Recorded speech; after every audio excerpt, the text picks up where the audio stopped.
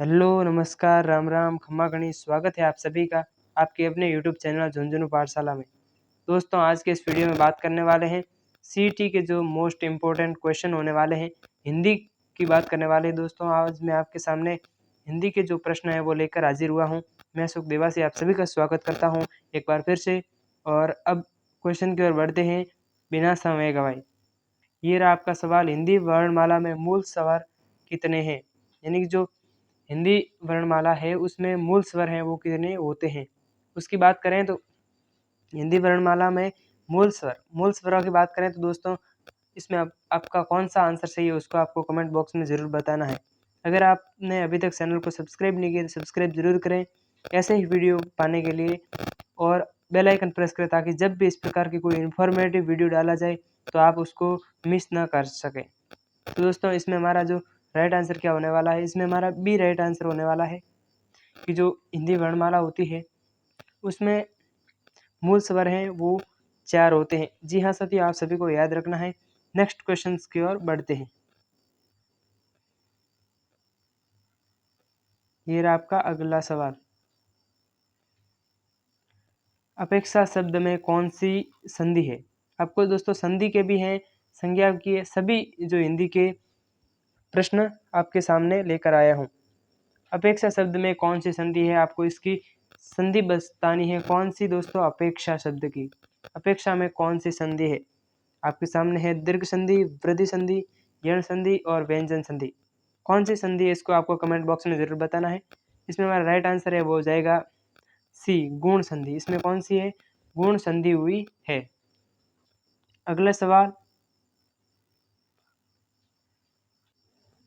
अगला सवाल, निम्नलिखित में से उपसर्ग रहित शब्द कौन सा है, उस शब्द को आपको बताना है। तो आपके सामने शब्द है सुरेश, अत्यधिक और विदेश और सुयोग। तो इसमें अत्यधिक में क्या हुआ है कि जो अति है, उपसर्ग वो होते हैं जो आगे जोड़ते हैं। तो अति प्लस धिक, अधिक, अति प्लस अधिक यानी तो अत्यधिक। इसमें जो मूल शब्द है वो अधिक है और ये अति जो है ये उपसर्ग लगा है। और विदेश में वी प्लस देश, वी प्लस देश हो जाएगा। विदेश के बाद में सुयोग का अगर हम देखें तो सु यानी अच्छा है, तो ये क्या है? उपसर्ग। सु प्लस योग, सुयोग, अच्छा योग बनता है, उसको सुयोग बोला जाता है। तो इसमें जो सुरेश शब्द है उसको सु प्लस रेस हम नहीं लिख सकते, क्योंकि सु जो है वो उपसर्ग होता है लेकिन उसके पीछे रेस नहीं लगने से सुरेश नाम नहीं बनता है। इसमें जो है उपसर्ग नहीं है। तो हमारा राइट आंसर क्या हो जाएगा? इसमें हमारा राइट आंसर हो जाएगा ए इज राइट आंसर, क्योंकि सुरेश में कोई उपसर्ग नहीं है, यानी कि उपसर्ग रहित शब्द है। ठीक है साथियों, अगले सवाल की ओर बढ़ते हैं। अगर आपको मेरे वीडियो पसंद आ रहे हैं तो ऐसे ही लाइक करते रहें और अपने दोस्तों के साथ शेयर करते रहें। निम्नलिखित में से किस शब्द में एरा प्रत्यय नहीं है? आपको इसी ट्रिक से कौन सा प्रत्यय बताया है, एरा प्रत्यय जो है उसको बताना है। कौन सा एरा प्रत्यय नहीं है? ठीक है साथियों, तो इसमें हमारा क्या हो जाएगा? ऑप्शन ए सवेरा, घनेरा, सपेरा और ममेरा। इसमें हमारा ए ऑप्शन राइट हो जाएगा, सवेरा। इसमें एरा प्रत्यय नहीं है। ठीक है साथियों, अगले सवाल की ओर बढ़ते हैं। ये रहा आपका अगला सवाल, निर्विकार में कौन सा समास है? आपको अब समास पूछ लिया गया है भाई। मैंने कहा आपको सभी प्रकार से ये जो हैं वो प्रश्न है, शब्द शुद्धि के भी हैं और सभी हैं, कारक है, अव्यय है, विशेषण है, सर्वनाम है, सभी प्रकार की जो क्रिया है उसका भी क्वेश्चन मैं आपके सामने लेकर आया हूँ। तो ऐसे ही वीडियो पर प्यार दिखाते रहें और अपने दोस्तों के साथ शेयर करते रहें। निर्विकार में कौन सा समास है? आप सभी को बता देना है। इसमें निर्विकार जो शब्द है उसमें कौन सा समास है? तो इसमें आपका ऑप्शन ए है अविभाव, द्विगु, द्वंद्व या बहुव्रीहि। कौन सा समास है? तो यहाँ पर हमारा ए ऑप्शन राइट हो जाएगा कि अविभाव है वो निर्विकार शब्द में समास है। अगले सवाल की ओर बढ़ते हैं। आदर्श का पर्यायवाची शब्द है, आदर्श का पर्यायवाची शब्द है। आपका एक ऑप्शन तो इधर रहा है लेकिन दूसरे आपके ऑप्शन है वो गुम हो गए हैं। जी हाँ साथियों, कहाँ पर गुम हो गए हैं? मैं आपको अभी ले चलता हूँ वहाँ पर। ये रहा आपका अगला, मानक, यथार्थ या प्रतिरूप। तो इसमें हमारा जो आदर्श का पर्यायवाची शब्द है वो यथार्थ हो जाएगा। C option is right. ठीक है साथियों, ये रहा आपका अगला सवाल। मुक का विलोम होगा। मुक यानी मुक बधिर किसको कहते हैं? जो बोल नहीं सकता। तो आपके ऑप्शन हैं वाचाल, लोह, साप या आस। तो इसमें हमारा राइट आंसर है वो ए हो जाएगा कि वाचाल। जो वाचाल किसको कहते हैं? जो बातें ज़्यादा करता है। जो बातें ज़्यादा करता है, जो बातें ज़्यादा करता है उसको वाचाल बोला जाता है। और मुक जो है वो किसको बोला जाता है? जो मुक बधिर होता है या गूंगा होता है। ठीक है साथियों, गूंगा। ठीक है, आपका ए ऑप्शन इस राइट हो जाएगा। अगले सवाल की ओर बढ़ते हैं। मुक्ति पाने का इच्छुक। क्या दोस्तों? मुक्ति पाने का जो इच्छुक इस वाक्यांश के लिए, कौन से इस वाक्यांश के लिए, ये जो इतना वाला वाक्य है उसके लिए कौन सा सार्थक शब्द, एक शब्द हम बोल सकते हैं? तो जिजीविषा है, वो जीने की इच्छा होती है। जिसको जीने की इच्छा होती है उसको बोलते हैं जिजीविषा। मैं अब स्क्रीन पर अच्छे से लिख नहीं पा रहा हूँ क्योंकि आज मेरे पास पेन नहीं है। मोबाइल पर जो चलती है, स्क्रीन पर चलती है, कंप्यूटर पर चलती है, वो नहीं है इसलिए। और जिज्ञासा उसको बोलते हैं जो जानने की आशा, जानने की इच्छा, जानने की इच्छा जो होती है किसी चीज़ को अगर आप जानना चाहते हैं तो उसके प्रति जो आपकी जो होगी वो जिज्ञासा होगी, जानने। ठीक है साथियों, आप सभी को ये सब भी उसके साथ साथ ऑप्शन राइट है उसको याद रखना ही है। लेकिन जिज्ञासा क्या होता है, जिज्ञासा और मुमुक्षा और पिपासा क्या होता है, उसको भी आपको याद रखना है। मुमुक्षा है वो मुक्ति पाने की, जिसको मुक्ति प्राप्त करनी हो, मुक्ति के लिए जो मुक्ति पाने का इच्छुक है, उसको हमारा सी ऑप्शन है वो राइट हो जाएगा। अगले सवाल की ओर बढ़ते हैं। निम्न में देशज शब्द कौन सा है? दोस्तों आप सभी ने टॉपिक्स पढ़ लिए होंगे, सीईटी की तैयारी कर रहे हो, तो अभी आपका जो है वो टेस्ट लग रहा है कि आपको कितने प्रश्न आते हैं और कितने नहीं। निम्न में से देशज यानी देश का शब्द। वत्स, वत्स कौन सी भाषा का है? संस्कृत। ठीक है साथी, ये आपके संस्कृत का हो गया। देशज, देशज का मतलब क्या होता है? जो किसी स्थान विशेष में, स्थान या राज्य या देश में बोला जाता है। तो ये जो रेवड़ है, ये जो है आपका सी ऑप्शन राइट हो जाएगा। नारियल है, ये हिंदी का शब्द है। जो जहाँ जहाँ हिंदी बोली जाती है वहाँ सभी बोल सकते हैं। पछतावा भी हिंदी का ही शब्द है। लेकिन अगर रेवड़ की बात करें तो ये स्थान विशेष में बोला जाने वाला शब्द है। तो इसको हम क्या बोल देंगे? देशज शब्द। आगे बात करते हैं, अगले सवाल की ओर बढ़ते हैं। सर्वनाम से बनी भाववाचक संज्ञा है कौन सी? आप सभी को बता देना है।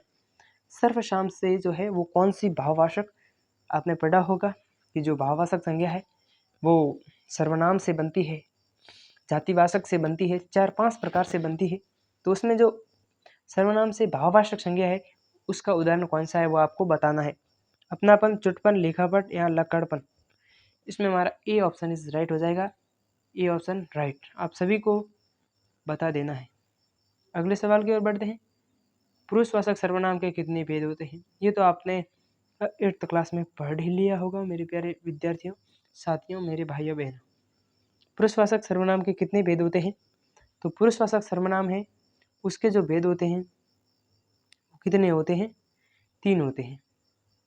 कितने होते हैं? 3।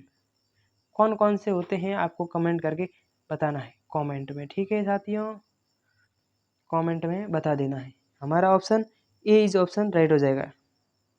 अगला सवाल आपके स्क्रीन के सामने।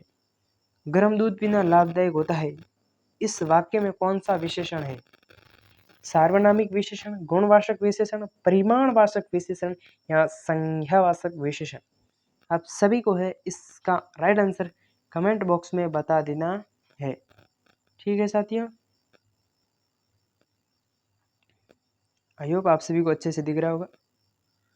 हाँ, तो इसका राइट आंसर जान लेते हैं। तो इसमें हमारा राइट आंसर हो जाएगा वो हो जाएगा बी, यानी कि गुणवाचक विशेषण। इसमें जो गुण है वो कौन से हैं कि जो गर्म दूध है दूध का जो गुण है वो क्या है कि वो अभी गर्म है, ठीक है, और वो लाभदायक होता है, यानी कि लाभ पहुंचाना भी एक हमारे स्वास्थ्य के लिए अच्छा होता है, तो उसके लिए भी लाभदायक माना जाता है। गुणवाचक विशेषण कह सकते हैं। अगले सवाल की ओर बढ़ते हैं। जिस वाक्य में क्रिया का सीधा फल या कर्म पर पड़े, सीधा प्रभाव लिख सकते हैं कि जिस वाक्य में क्रिया का सीधा प्रभाव जो कर्म पर पड़े उसे क्या कहते हैं? सक्रामक क्रिया, आक्रामक क्रिया, या नाम धातु क्रिया, या फिर प्रेरणात्मक क्रिया। तो इसमें हमारा क्या हो जाएगा?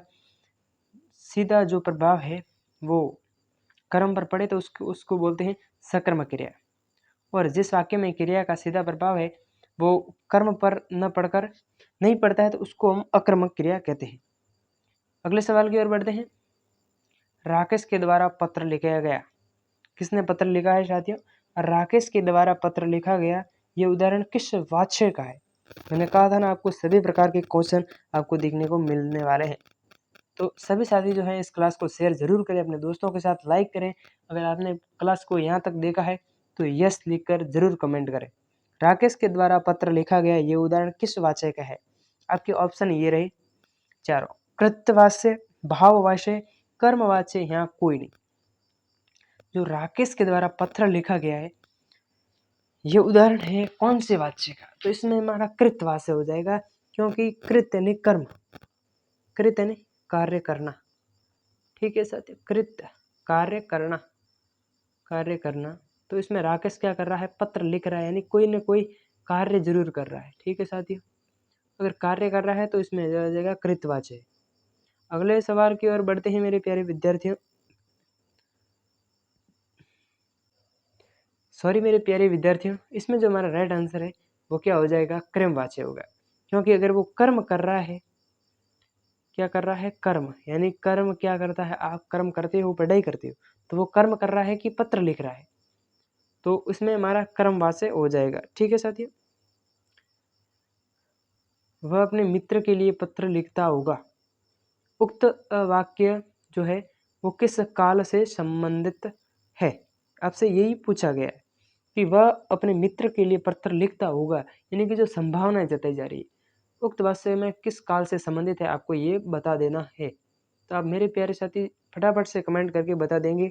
संदिग्ध भूत, संदिग्ध वर्तमान, सामान्य भविष्य, या संभाव्य भविष्य। आप सभी को फटाफट से कमेंट करके बताना है। तो मेरे प्यारे विद्यार्थियों, इसमें हमारा राइट आंसर है वो हो जाएगा बी। बी किस प्रकार से होगा अब उसको भी जानते हैं। बी हमारा राइट आंसर हो जाएगा, क्योंकि जो संदिग्ध वर्तमान है, क्योंकि जो इसमें जो संभावना है कि पत्र लिखता होगा उसमें संदेह भी है, तो संदिग्ध और वर्तमान में लिखता होगा कि अब लिख रहा है, ऐसी बात की जा रही है कि वह अपने मित्र के लिए पत्र लिखता होगा, यानी कि वर्तमान समय में जो संदेह जताया जाता है उसको संदिग्ध वर्तमान के अंतर्गत मानेंगे, काल के अंदर, ठीक है। अगला सवाल आपकी स्क्रीन के सामने। रेखांकित रेखांकित का कारक बताइए। मेंढक को पत्थर से मत मारो भाई, मेंढक को पत्थर से मत मारो भाई, ये आपका वाक्य है। और इसमें कौन सा कारक है वो आप सभी को बताना है। ऑप्शन ए है आपका कर्ता, ऑप्शन बी कर्म, ऑप्शन सी करण, ऑप्शन डी अपादान कारक। तो कौन सा कारक है इसको आपको सभी मेरे प्यारे विद्यार्थियों को कमेंट में इसका आंसर है वो बता देना है। फटाफट से मैं आपका इंतज़ार करता हूँ आपके कमेंट्स का। हमारे चैनल के द्वारा आपके कमेंट्स का अगर सही होगा तो पिन कर दिया जाएगा। इसमें अब जान लेते हैं कि कौन सा है राइट आंसर। इसमें हमारा जो है सी ऑप्शन राइट हो जाएगा, करण, करण कारक, करण कारक, ठीक है। अगले सवाल की ओर बढ़ते हैं। ये रहा आपका अगला सवाल। निम्नलिखित में से कौन सा निपात का उदाहरण नहीं है? कौन सा उदाहरण नहीं है वो? निम्नलिखित में से कौन सा शब्द निपात का उदाहरण नहीं है? तो निपात का उदाहरण कौन सा नहीं है? ऑप्शन ए है आपका ही, ऑप्शन बी है भी, ऑप्शन सी है तक, और ऑप्शन डी है मैं। आप सभी को कमेंट करके बताना है। तो इसमें जो आपका राइट आंसर है वो हो जाएगा मैं।